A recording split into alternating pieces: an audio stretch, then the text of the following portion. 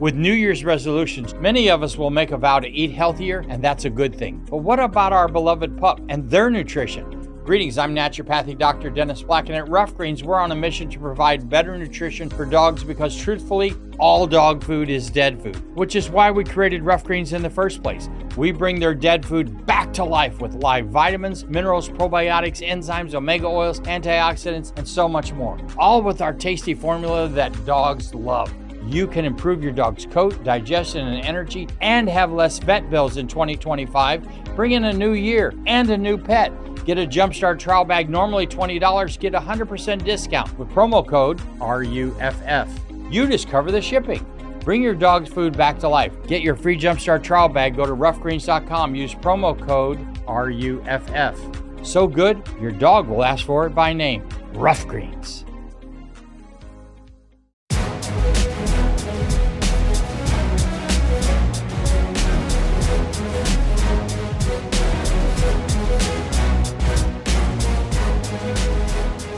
Welcome to the MMA Roadshow, episode number 513. My name is John Morgan, and cold coffee is not with me, but I believe I've got a little bit of an upgrade here this time around, because if you can't have the man that you normally host a podcast with, why not take the man that he turned to in the gym for guidance, for instruction, to understand the art of combat sports and fitness. Our boy Oscar Willis did as well. He coached him into a fight. It is Justin Jaynes. We've known each other for quite some time, and we've actually gotten to call some events lately together, which we'll talk about it, but this is the first time we're sitting here and doing this format. Yeah, man, John, I really appreciate you having me. We've known each other for a long time. Not only have I coached Ken, not only have I coached Oscar, I coached someone you know even better than that. Coach my kid. I coached your kid for a long time. One of my very as well. first coaches. Obviously, Extreme Couture was a great place to start out in the educational process, and took him over to a Syndicate to work with Roxanne Modafferi for a while, because obviously she's amazing with children. Went to Drysdale's for a while to let him see what like a hardcore jiu-jitsu, like Zenith, different level was like. And then right now, he's still trained to this day right now at under Alex Davis, good friend of ours. So, yeah, man, you've been part of that journey as well. So it's good to hang out with you. So a lot to talk about, what we're doing, the world of MMA, all that. But first, I did just kind of want to talk to you about coaching those guys, coaching Cold Coffee, coaching Oscar Willis. I actually ended up getting to call Oscar's fight, of course, and Tough Enough. But what was it like for you, man, seeing those guys? And I don't know, I guess the challenge, I wonder, I know, like you said, you coach kids. You've coached at all levels, right? Yeah. You coach kids, you coach amateurs, you coach pros, you train with pros. What was that like, kind of being part of the Train Alta program and teaching just regular Joes? Like, what was your approach to it? It was really surreal in the sense because, it's a lot of times civilians talk about, I could do that, I could do that. And especially when I go back home to Richmond, Michigan, and it's like, I could have done that if I wanted to. But, the Alta program gave those guys a route, say, you could do this? All right, let's do it. And guys like Ken and Oscar showed up, and, I'm blanking on her name. She's also a reporter. Oh, my gosh. Amy Kaplan was there for a while, right? Yeah, Amy was there. She was training. She trained her butt off for a while. And, I developed a good relationship with Amy. Amy was so cool. Right. And Ken, man, I love that guy. Such a good guy. And then Oscar Willis, not only did I coach him, I got to corner him against a very tough upcoming guy, Jeremiah. Oscar got in there, did his thing, got hurt in the fight. And that was the thing I really loved about Oscar's fight. We tried to match these guys dead even. Oscar, and we told Oscar that ahead of time, like, you're not getting any cupcake walks. We don't care what your background is. We know you're a superstar and all this, but we want you in a dogfight. And that's what he got in, man. And he got hurt. He hurt Jeremiah. It was an incredible fight, man. And I couldn't be happier. And, and Oscar's done bare knuckle, obviously, since then. Yeah. And, anytime a guy can get in there and really, talking about the sport is one thing, but to be able to get in there and do the sport that you talk about, especially from Oscar's 100%. Point, I just have so much respect for those guys that were showing up. And not to mention, training was at 6 a.m. Like, I hate waking up in the morning, and I'm not going to lie. Like, there were times where I'd wake up in the morning and be like, I'm punishing these mother effers because – You told me this week. You're like, I'm not – we're this is the MMA Roadshow. This is the most road trip we've had in a while. Yeah. Like, we're actually caravanning back and forth between Columbia, Missouri, and right now we're in Little Rock, Arkansas, and we'll be back. And you're like, dude, like we left out early this morning from Columbia, and you're like, bro, I'm not a morning person at all. So to know that you're not, now that I've seen it firsthand, that you're not a morning person, knowing that you were getting up there at 6 a.m., you were taking it out on them. I took it out on them more than I care to admit, to be honest. And sometimes I look back, I was like, maybe it was a little hard, but you know what? It was for their best. Oscar was in there, able to show up, and all the other guys. We had 20 guys under us too. Ken, Oscar, and Amy being kind of like the front media runners. reps that everybody knew about. But there were some normal, just civilians. People. Civilians. I like it. Yeah. And it's like just to show, Ken's like, I can't respect the guy enough because, again, talking about it and then be like, all right, I want to see what it's like. Right. Ken didn't fight at the end of the season, which was fine, but he got in there and got to experience the training and experience the camaraderie and experience, like, the hard work, and I can't respect him enough for it. What's the hardest part that you see when you talk about civilians? Because you're absolutely right. Like, we see it on the internet, right? Everybody knows how to fight. Everybody knows what you should have done. Everybody knows where. What's the hardest part that you see from civilians like that? Is it the conditioning aspect of it, or it is actually like when you start live sparring and stuff, and they're like, oh, I actually really don't like getting hit like I thought I would? Well, it's not so much that, and I'm going to kind of give you a curveball as an answer here. It's showing up. And when I say showing up, it's when we feel good. Like right now, I feel good. I feel healthy. I'm drinking coffee. My caffeine's buzzing. I want to go run through brick walls. But after a hard sparring session, a wrestling session, my shoulder's tweaked. My neck is sore. My legs hurt. I'm going to take off MMA. And that's the difference between, MMA and, say, football or wrestling or like a high school or college sports is you have a coach there that's expecting you to be there. As a professional fighter, as an amateur fighter, you have to be self-motivated. And like I tell the guys, it's easy to show up. Like right now, John, we can go get our training session in. Let's hold mitts for me, man. Let's go. Right. But if I was tired and I didn't get enough sleep, I don't really want to train today. But guess what? You want to be that guy, you got to show up and train. It doesn't matter how you feel. It doesn't matter that you didn't get good sleep last night. It doesn't matter that your neck hurts. It doesn't matter that you bruised your hand. You got to show up. And civilians, that's where they fall off because MMA is a really easy sport. Anybody can do it. All you have to do is show up. But showing up is so hard. That's the hard part of it. And especially like early in my career, through my 20s, it was easy. But as I get older, I'm 35 now. I've had 78 MMA fights, 500 wrestling matches. Wrestled at high school collegiately, and I still compete in wrestling. Those are the hard days when I get up and my back is like, man, I'm going to take today off. Right. But you can't take those days off, and you're losing an edge on your opponent. It's really interesting, right, with MMA, because I wonder about this, and I didn't even think about going down this potential. It's just, at the end of the day, right, when you're in an MMA gym, so now let's talk about it from a professional fighter standpoint, right? You made it to the highest level. You're in a gym, and technically, like, you're paying the coaches. You know what I mean? Like, they work for you. Yes. But at the same time, like, do you kind of want them to hold you accountable as well? Like, if you miss a couple of practices, do you want them to get in your ear and be like, bro, where you been at? You know what I mean? Like, we need you here. Or are you kind of like, hey, bro, I'm paying your salary. I'll show up when I need to be here. No, I really think that's what really is a good, dedicated coach. If I start missing a couple days, I'm expecting Dennis to call me. I'm expecting Roman to call me. And, I'm pretty good about it. I mean, as I'm getting older, I'm getting a little less good about it, I should say. But I do have a great coaching staff. Dennis Davis, I've been with Dennis since 2009. I've been with Roman since like 2017, 18. These guys hold me accountable. I think later in my career, I think they hold me less accountable because I'm a grown-ass man. And, right. It's like, they like, oh, I don't need to be in his ear. He's not a baby anymore. He already knows what he has to do. But when the coaches hold you accountable, when I get that call or that text, it just shows that they care. And when I know that someone cares about me, and even if I don't want to go to the gym, but hey, you know what? Dennis is expecting to be there. And one of the old coaches I like to talk about is Robert Fallis. Oh, man, I tell you what, that guy – that's one of the things that separated him from all the coaching is he held everybody accountable. If there was a class that I missed, he would walk up to me right to my face in front of everybody, didn't care. Hey, why weren't you at class? You said you were going to be at class. How are you going to expect to win this? How are you going to win this fight? How are you going to do this? How are you going to get your black belt? How are you going to get your brown belt? Why aren't you doing this? And it would almost pressure you and make you feel like he was smothering you with all this things you're not doing right, and it makes your brain go, wow, I need to be there when I need to be there. And That's one thing Robert did better than any coach I have ever worked with, held everybody accountable. I'm glad you bring up his name, man. Robert Fallis is a legend of the game, and I do hope that people remember. I think his time in MMA was right before it kind of got really, really big, and I think right before the coaches started getting really big. But anybody that crossed past him, including me in the interactions I had with him in Las Vegas and on the road, I mean, the dude was just quality, class act.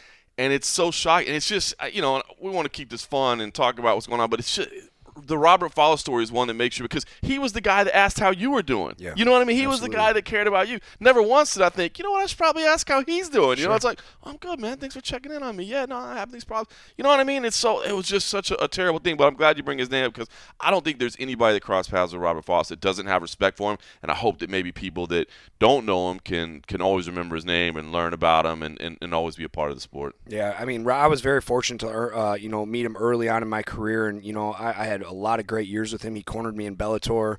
I just have so many great memories with Robert, and he was just such a great guy.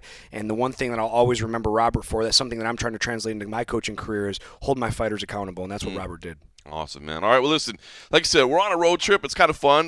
We got a chance to work some college wrestling together in December. About a month ago, we got to work Iowa, which, I mean, how cool was that? I mean, the level that we got to see there was unbelievable, man. I'm still, I readily admit this, even though we're, calling CFFC Match Day on UFC Fight Pass, I never pretend that I'm more about this college wrestling game than I am. Obviously, I've seen a lot of wrestling in my day, through mixed martial arts.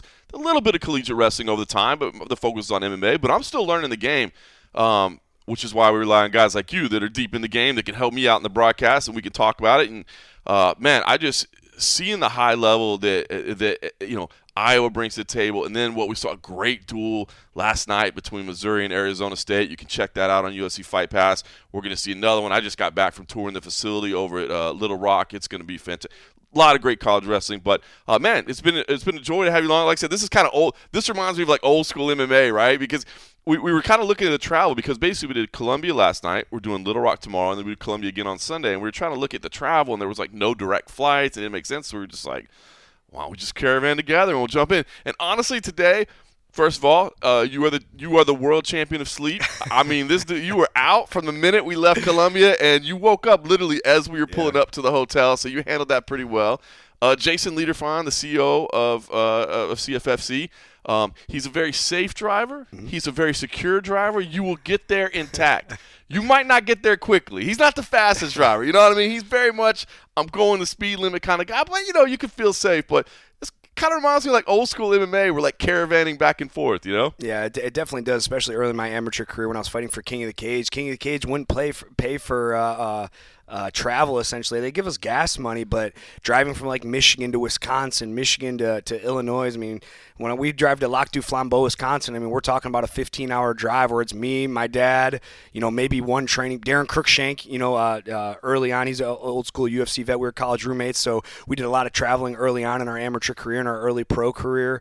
But yeah, man, it's just, I love it, man. It's just fun. The camaraderie, just being around the guys, drinking a couple beers in the night, shooting the shit during the day, and just having a blast doing it. It's nice. What was it about the Michigan scene that you guys up there had so many amateur fights? Like, anybody that came from up there, I feel like, had a ton of amateur fights. Yeah, a lot of people think that all these numbers are kind of like boasted a little bit, but they're really not. The thing with Michigan amateur MMA was there was no sanctioning.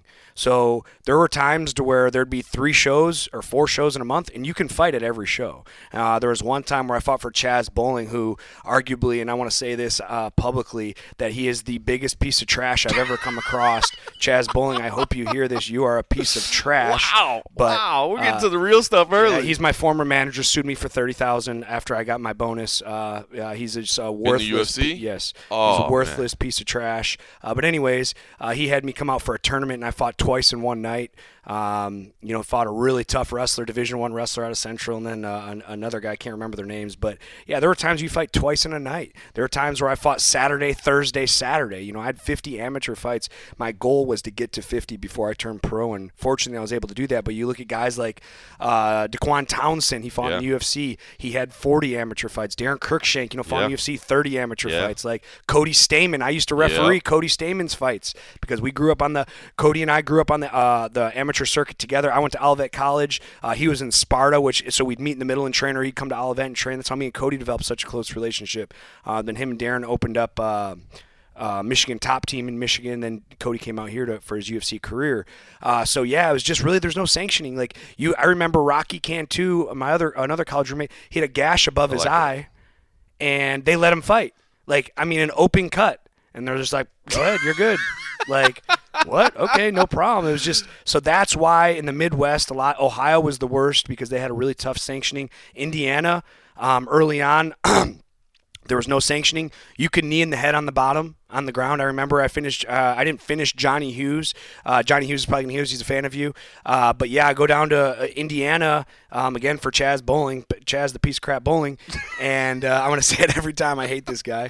And yeah, like I'm in side position. I remember posting on Johnny's face and kneeing him in the head on the ground.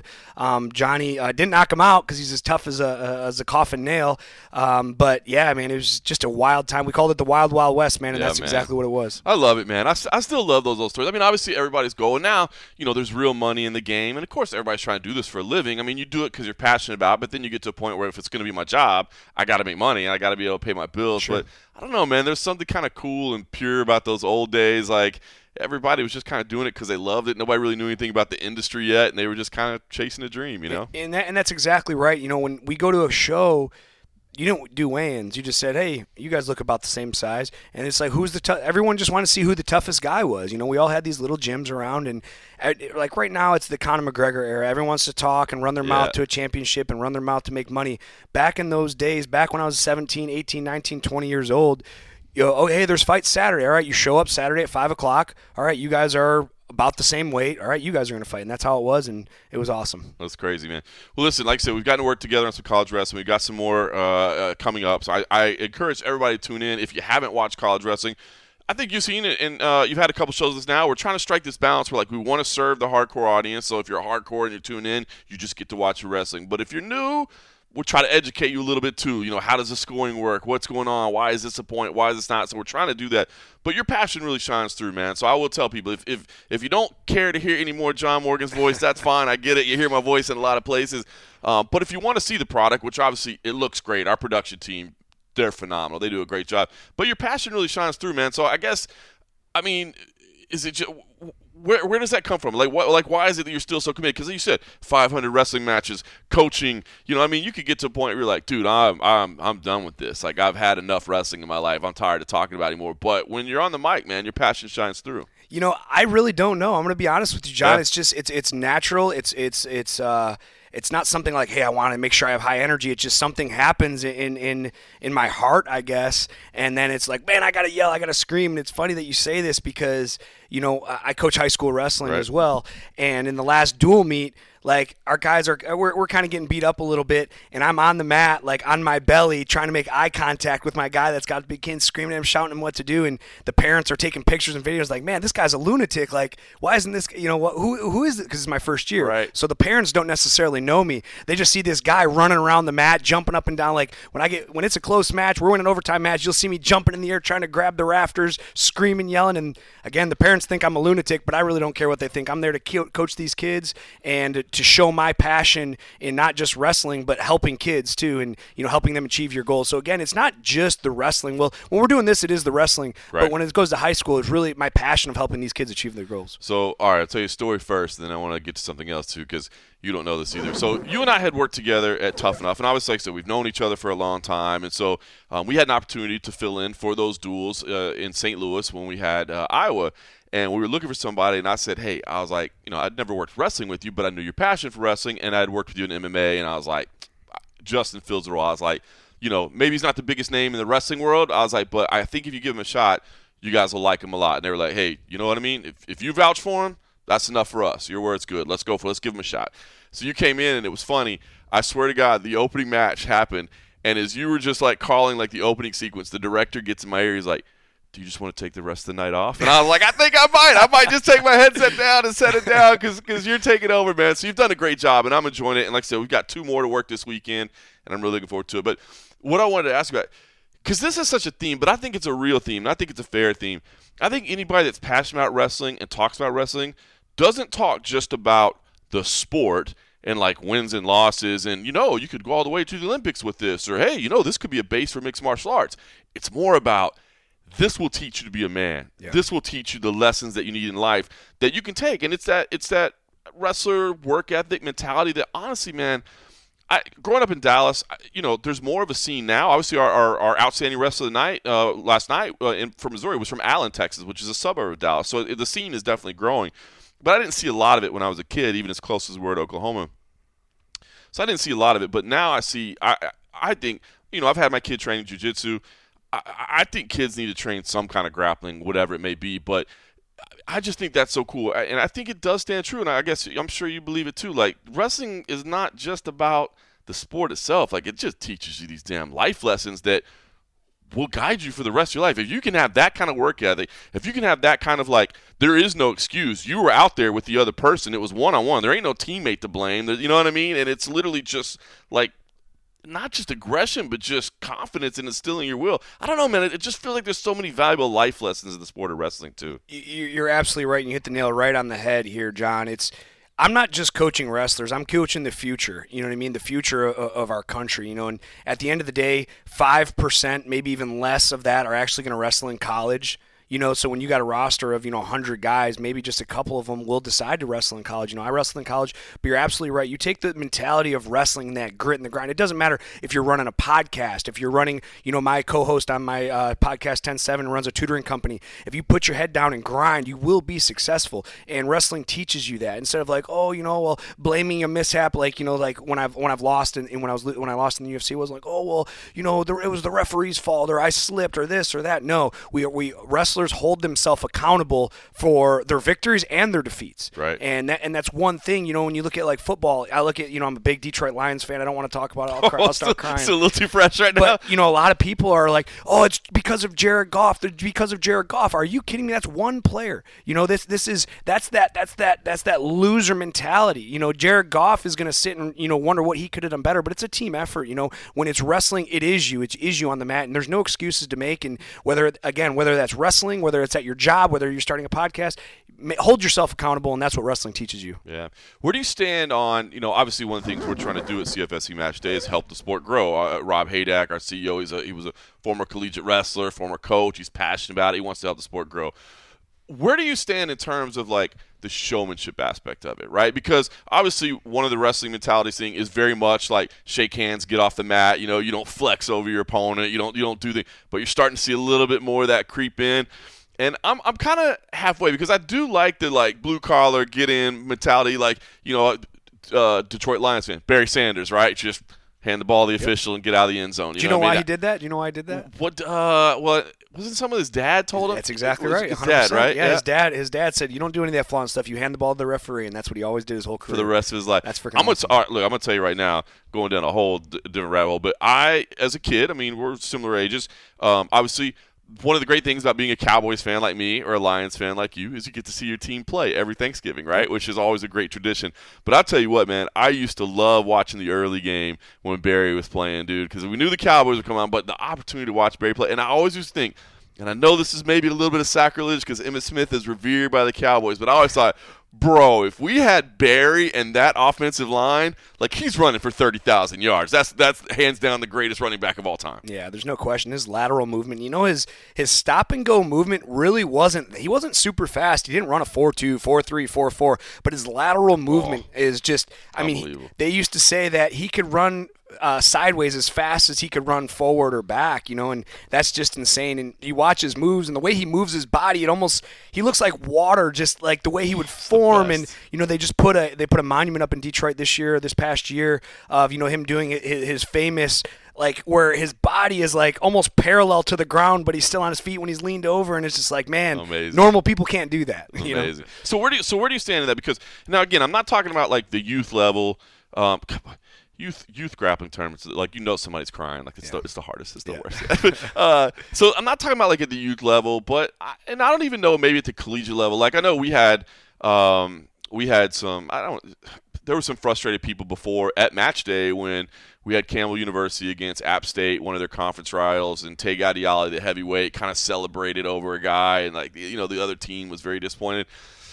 But I don't know, like, combat sports. And again, I don't know where you draw the line, because like you said, it's not like there's a whole lot of lines to go to. It's not like there's a bunch of professional leagues. I know Claw is trying to do something. There's some things, but I don't know. I feel like there's a little bit of space for that. Like, again, not disrespect, because I think I love the respect. Like, one of my favorite things, honestly, about MMA is that two guys go out there and they try to kick each other's ass, and then as soon as that final bell rings, they hug and say thank you. I'm like, that's dope, dude. Like, to do that. So I don't know. Where do you feel like?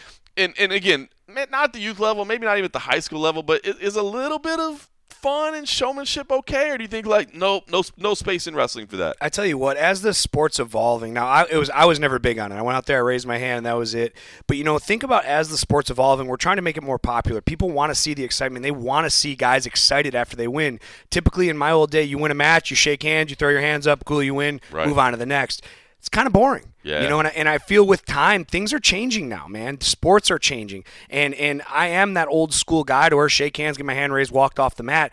But as much as I'm not okay with it, I'm okay with it because I have to realize the sport's changing. We're trying to grow. We need to. There is an audience that wants to see this. They want to see those WWE per se antics to get it exciting. Maybe even a little trash talk before, a little celebrating after. Yep. I do think there's a line. I'm not. It's not my style. Like no taunting, basically. Like almost like an NFL thing, right? Like you can celebrate.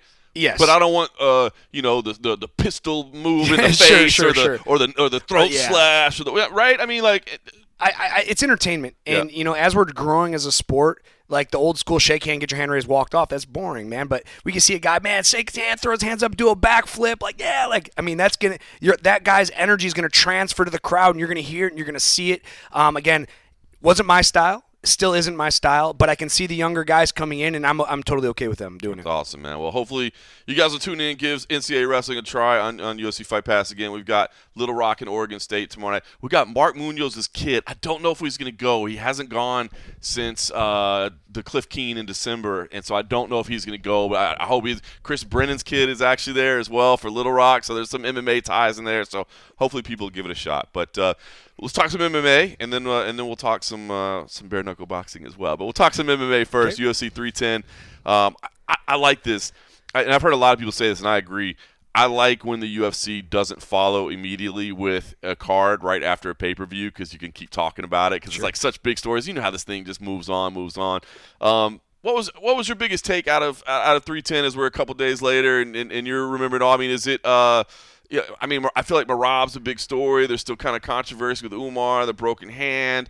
Obviously the Islam scenario and Arman, that was frustrating as well. I did see, we were busy, so I didn't have a chance. But I did see a clip from Renato Moicano's podcast where he said he made like a little over $950,000 for the fight, so not a bad payday. I know it didn't. I felt so bad. I like Moicano a lot. Like, he's been part of the CFFC family. I did respect the hell out of him for saying it's not one day's notice, it's a lifetime of notice. And I know that's kind of like some people took it as like kind of depressing or whatever, but like that's a Warriors mentality. Like, bro, it's not one day. This is what I've been doing my whole life. So anyway, a lot of things to choose from. But for you, like, what still is most interesting to you or most, the biggest storyline to you? The biggest, I have two of them, and that's Sarukian missing weight. You know what I mean? Oh, did I say missing weight? I meant back injury. All right, this is the biggest thing right now.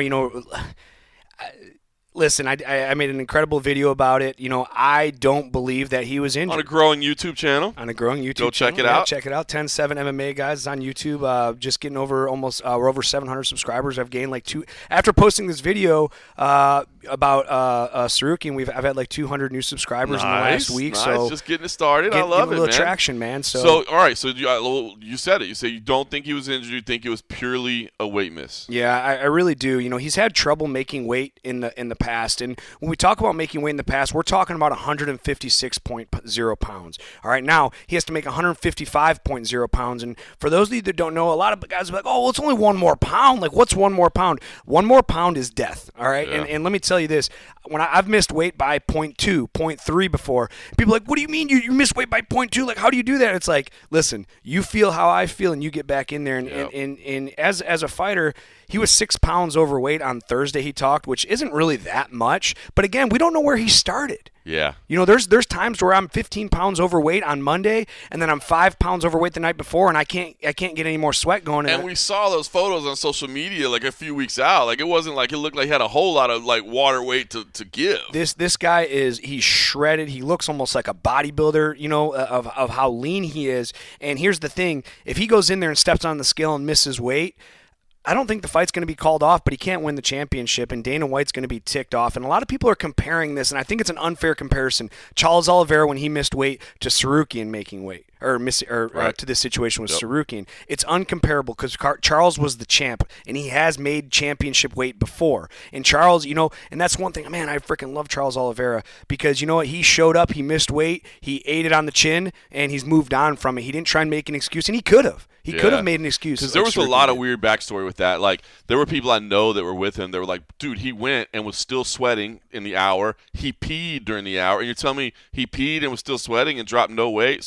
But he never complained. Those were just things I heard from other people that were around him. So absolutely. You're right. So it's the Sarukian thing, and what really sold me on knowing he missed weight, and again, this is a theory, but it's a pretty educated guess, an educated theory. It's you look at Dana White's reaction, and that's everything. And I listened to a guy that I know. His name is John Morgan. He asked Dana White a question, and Dana's face said everything I needed to see. His answer was very bland.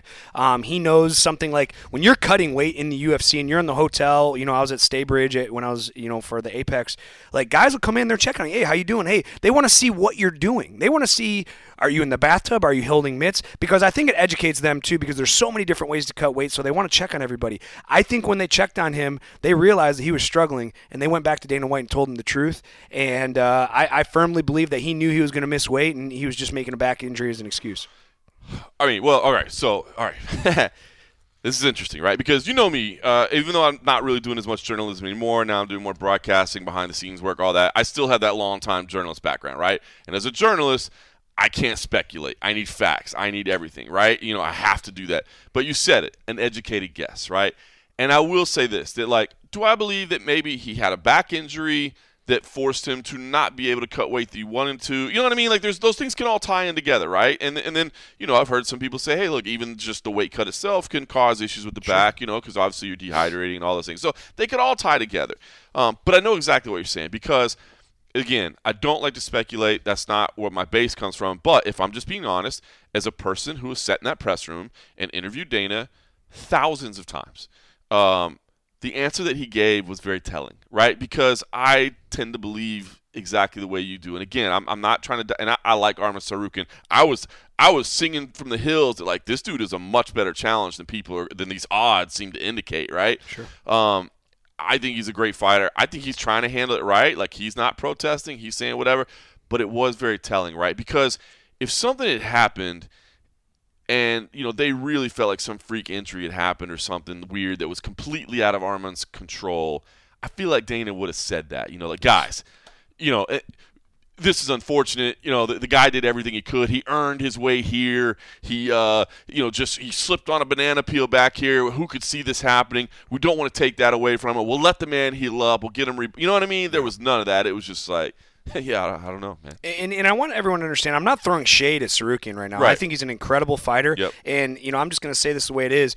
Making weight is tough. Yeah. That is the hardest thing any MMA fighter can do, and especially making a weight that he's never made before. And people need to understand that. Contender weight is 56, championship weight's 55. I don't think that's talked about enough. Yeah. Because here's the thing. He might have been cutting weight and on pace to make 156 like he has before.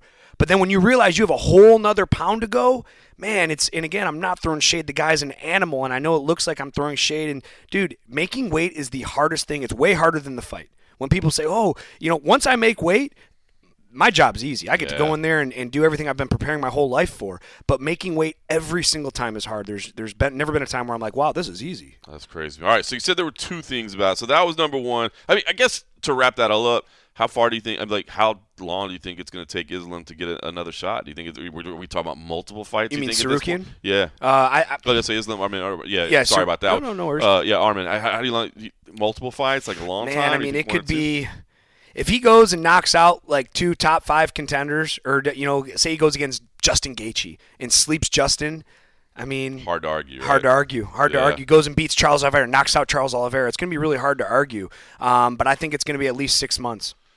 You're right. Even before it's talked about. Yeah, I think you're right. I think you're 100% right. Like, he's got to make sure, and obviously Danny Rubenstein believes his manager. Yes. Obviously he's experienced. Danny gets the game. I think you're right. Like, you can't, like, if they come to you and be like, hey, number 14's available, you down for that? You got to be like, No, like, it has to be top guy. Yeah, I need top 3, top 4. You know what I mean? I need somebody right up there because I need to prove to you guys that sorry about what happened, but I want this title shot and I'm going to prove it. So, and if he misses weight again, he needs to go to the PFL. And I'm not throwing shade. It's just that's where the money's going to be. He can't miss weight and expect to ever become a champion. He had his shot, and a lot of guys only get one shot. And Dana says it all the time. When you get your shot, you have to show up. And hey, Money Moicano showed up, man. Like, I know he lost. It didn't go. I mean, I think he was outclassed. I didn't see anywhere in the fight that he could win, but he showed up, man. And that's how can you not respect the guy for that? He still showed up and did his best. And unfortunately for Sarukian, he wasn't given the opportunity. Yeah. All right. So you said there were two things. I'm guessing something with Merab or in that performance, or just bantamweight. What? I tell you what, Merab is just an animal, and I knew he was tough. And I remember what was one of the guys last night at dinner was talking about, hey, when you put guys side by side, Umar has better striking, he has better wrestling, he has better cardio, or he has better this, he has better that, and there's like 10 things. And then what does Merab have? Well, he's just going to get you tired. Yeah, and it's like, that's all you need. It's like, that's all you need. And this guy great equalizer. He just keeps impressing me over and over and over, man. We're talking about the boogeyman. Umar was supposed to come in here 18-0, wipe out the division, and Merab is the greatest bantamweight of all time, and I just got done making a video of why. Look, he's beat everybody in the division. Anybody who's anybody. He's beaten Peter Yan. He beat Sean O'Malley, Jose Aldo, Umar. Who else? I mean, we're talking all the top five They're guys. all the big ones, yep. And Davis and Figueiredo, people are like, well, he should be next. It's like, well, he's coming off a loss and he's small. Like he's unwarranted. Corey Sandhagen coming off a loss, unwarranted. We can't give a guy that's coming off a loss. Sean O'Malley rematch. Nah, do you really want to see that? I want to see Sean go fight Peter Yan or Peter Yan's on a 2-fight win streak right now. Right. How about Sean O'Malley fights Peter Yan? The winner gets Merab. But there's one name nobody's talking about. What is it? Mario Batista. Yeah, he's ranked number 7. Up. But let me tell you why I say Mario Batista. He's ranked number 7 right now. Everybody in front of him is either coming off a loss or Merab has already beat him. Everybody. You can look it up if that's why I'm pulling up, because I vote in the UFC rankings, and I've never shown you this. I've shown a lot of people. So I do vote in the UFC rankings panel, but I need to see it. Like, sure. I can't remember. So I have this little spreadsheet where I keep their last 3 years of results, and I can see them side by side, and it just makes it, for me, it's so much easier, because I'm like, oh wait, but he beat him 2 years ago, and I got to do that. You know what I mean? Sure. So I'm looking at the list too and kind of seeing what you're saying. So continue on. Yeah, Mario Batista. He's 9-2 in the UFC. He's beaten Jose Aldo. He beat Ricky Simon, who beat Merab by guillotine choke. All right. Controversy, but still it's there. Controversy, still win. Still is marked as a win. He's on a 7-fight win streak. Hasn't lost since 2021. He's a fresh face in the division. Nobody's talking about this. Nobody's talking about Mario Batista. He's the only one in the top 10 that deserves it. Everybody else, again, is either coming off a loss. The only person that's not coming off a loss is Peter Yan, and he's 2-0. But Merab has already beat him. Right. So I want to see a new matchup. I don't want to see all these rinse, reuse, recycled matchups. Throw Batista in there and see what he can do, or give Batista a top 5 guy and then throw him. Or, hey, how about Batista versus Peter Yan, and the winner gets Merab? I think that's the only thing that's warranted right now in the bantamweight division, because, again, Batista's got to be involved in there somewhere. You're right. He's absolutely put in the work, and he needs that chance. And you get to this point, we see it a lot of times in divisions, where you've got like these top 5, and they just kind of recycle, and you're like, guys, you got to give somebody a chance to get in there. Sure. So he's somebody that you got to give a chance. I mean, who else though? Like, it's either Yan or Batista. Yan is the one that I think they're going to turn to, marketability wise. Depends on where the location is, all those things, But Batista's not a bad shout, though. I think it's a great one. Or, again, Peter Yan's the only one coming off 2 wins. If you look at your sheet, you'll see all the other fighters are losing. No, that's why I just scrolled through. You're absolutely right. It's one of those two names, I think. And he's on a 7-fight win streak. And if you're Mario Batista, you got to think, what else do I have to do? I've beaten everybody they've put in front of me, and he's an incredible submission artist. Yeah. And this with the incredible pace of Merab, maybe he can catch him in a submission. We have to think of possibilities. It's not going to be a striker's delight. It's going to be a grappling match. Batista wins a lot of decisions. He wins a lot of submission fights. We have to, giving him Sean O'Malley, it's going to be the same thing. Sean's going to try to keep it on the feet, and he's not going to be able to. Marketability wise, I get it. Like, obviously, anytime you get Sean O'Malley in a big fight, you want to, right? Sure. But I agree with you. It's not the fight I kind of want to see right now. So, the Peter Yan, I'm a huge Peter Yan fan, and I don't mean to keep going back to it, but it's already happened. We already saw what the blueprint is. He shot 49 times, John. He had 49 takedown attempts. Insane. He's shooting I broke it down. He's shooting every 30 seconds. It's amazing. amazing. It's Merab's. So I've been a big Merab fan from the beginning. I just as a guy, I think he's cool. You know what I mean? And his UFC start was so weird, like a controversial split decision, the weird Ricky fight with the submission. It was a weird start, and you're like, this dude is definitely better than these two losses. And of course, it came through CFFC. So I've just always been a big fan of his. But I just gotta think like. Obviously, everybody talks about the pace, and it's amazing. Like, he breaks people. Like, you can see it. Like, people literally break.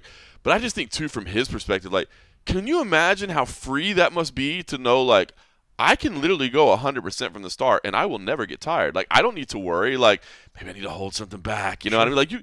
Like, at this point, as many times as he's done it, that's got to be so freeing to know I can literally do anything I want, and I don't have to worry about it. You know, I tell you what, I couldn't imagine, man, because that's seriously one of my biggest fears in competition is getting tired, because I tell you what, there's no worse feeling than an MMA fight or a wrestling match when you look over and your opponent's not tired and you're gassing. Yeah. And one more notable name he went, Henry Cejudo, Olympic champion. He handled Henry in wrestling. Like, when I saw that matchup, I was like, okay, this is going to be the guy that gets him. Find out. Dude, nobody can beat Merab. There's doesn't matter what you are or who you think you are. Like, right now, he's the best bantamweight. In my opinion, he's the best bantamweight of all time. And Henry Cejudo's opinion as well. That's amazing, man. It's incredible to talk. All right, listen, no fights to preview this weekend. As we said, a rare off week for the UFC. They'll be back next week, Saudi Arabia, and then the grind starts again. We'll have plenty of fights. So nothing to break down to get your opinion on, but maybe we'll do that in the future now that you're breaking down fights and all that stuff. We'll check in with you. Obviously, you have some inside knowledge. Since we don't have any UFC fights to talk about, let's talk about bare knuckle boxing. Yes, sir. Saw the announcement has been made. You made the decision to take a bare knuckle fight up in Montana, correct? Yes, sir. Just talk to me, I guess, about how it came together, what made you decide to do it. I know, like you said, man, combat sports has been a part of your life forever, but I still feel like bare knuckle, obviously on the eve of bare knuckle mania this weekend, I feel like it's still got this thing where, like, even for people that have spent their whole lives in MMA and combat sports, it's still a little bit like, whew. You know? Listen, I don't want to sit here and act like I'm tougher than anybody and I'm just Joe Tough. I'll be straight on the air. I'm scared. Like, I'm not terrified. Right. I know, but I'm a lot more nervous about this than I am MMA fight. And, you know, I don't take easy matchups. You know, I had all tough matchups in the UFC since I've been out of the UFC. I fought all UFC vets. I fought a PFL vet and a one championship kickboxer. And now I'm going to fight a Bellator vet, Lloyd Mix, super stud. Went to decision with Mike Chandler. We were talking about last night. One of your guys, I think Jay knows him really well. Yep. You know, he's a super tough dude. And we're going to get in there and we're going to go to Montana. How this all came together was I do commentary for Fusion Fight League. I'm commentating a fight. Lloyd was fighting Gage Saunders, and I'll be honest, I'm a little biased towards Gage. We've trained together, we're friends, we've hung out together. But Lloyd looked like trash. You know, he looked slow, he looked lethargic, he looked his age, and I always felt he was one step behind Gage in the fight. And I called the fight the way I saw it. I wasn't trying to be biased against Lloyd. I don't have a problem with Lloyd. Fast forward 3 weeks or 4 weeks, and Lloyd sees me in a crowd, and he's drunk. And he calls me and he gets nose to nose with me. He's like, I don't like the way you commentated my fight and blah, blah, blah. And I thought him and I were going to fight right there. So I called the promoter over real quick. So if somebody throws a blow, like, I don't want to be blamed for it. And Smart.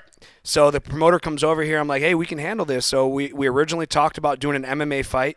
I want to do it at 170 because I hate cutting weight. Go back to it. And Lloyd's like, oh, well, I'll only fight you at 155. I'm like, bro, like, we're old, man. Like, what? We don't need to cut weight anymore. I weigh 175 pounds. It's not like I'm 190 cutting to 170. Like, I'll step on the scale with my clothes on 180, you know, and he kept making all these stipulations. So finally we made an agreement to do an MMA fight. 3 months out, all of a sudden he calls the promoter. He's like, oh, I hurt my back. And it's like, the fight's in 3 months. Like, what? So I felt he was kind of backpedaling a little bit.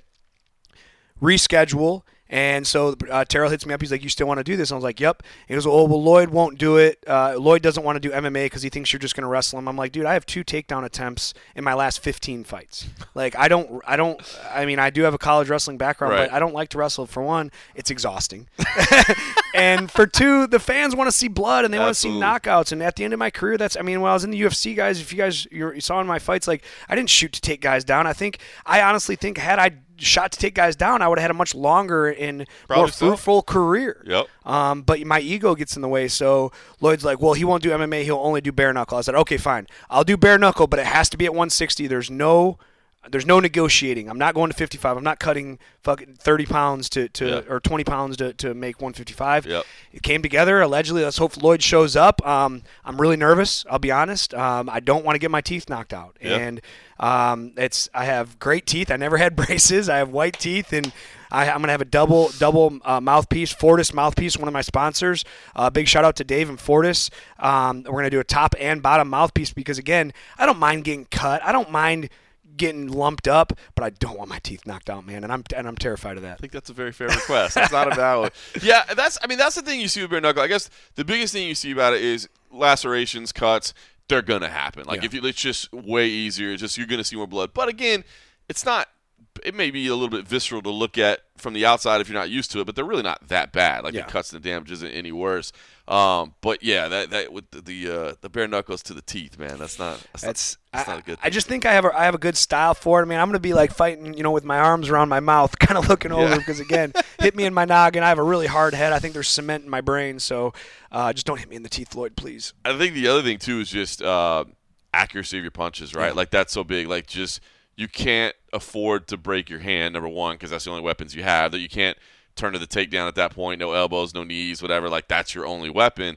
And then with the bare hands, like if you knock it off a forehead or a top of a head or something like that, like it's really easy. You just have to be, I guess, really judicious with where you throw, right? You can't just go in there with reckless abandon. Yeah, that's exactly what I'm practicing right now because I'm a power puncher, man. I have my my 3-2, my 3 over, but I can't focus on those because, again, I don't have the gloves on. If I hit Lloyd in the top of the head or in the forehead, I'm going to break my hand. So what I'm focusing now is more placement and volume and speed. So taking off power. But unfortunately, like taking off power, like pop. Like you ever watch Zach Jusola fought in the PFL? Yep. That's how he is. He's touching, or Nate Diaz, for instance. He's not a power puncher, but I think Nate Diaz's style translates perfect to bare knuckle because he's that touch and go. He's not. He's taking it into later rounds, and I think again with that style. Now, with that being said, when you fatigue, a lot of times it's like, man, I need to get out of here. Woof, big throw. And so I'm, again, really focusing on my conditioning, focusing on placement of my shots, and not throwing 100% power. First week of March, right? March 7th, yes.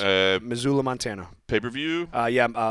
Fusion Fight League. It'll be on Spectation Sports. Nice, awesome. We'll check it out, man. That's crazy. But you guys are crazy, man.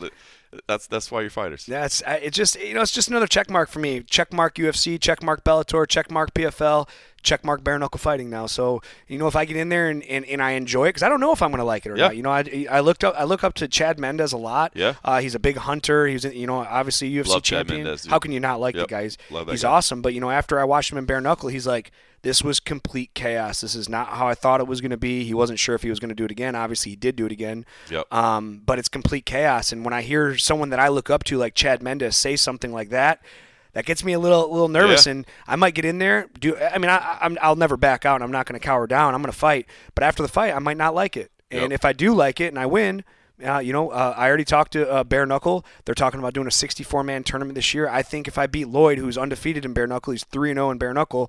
When I say berth in there. Exactly. I should be seated above him and hopefully get a spot in there. And Oscar Willis told me that he'll make sure to help me with everything he can do to make sure if I win this fight that I he knows a guy over there. Yeah, absolutely. He knows a couple guys. It's funny.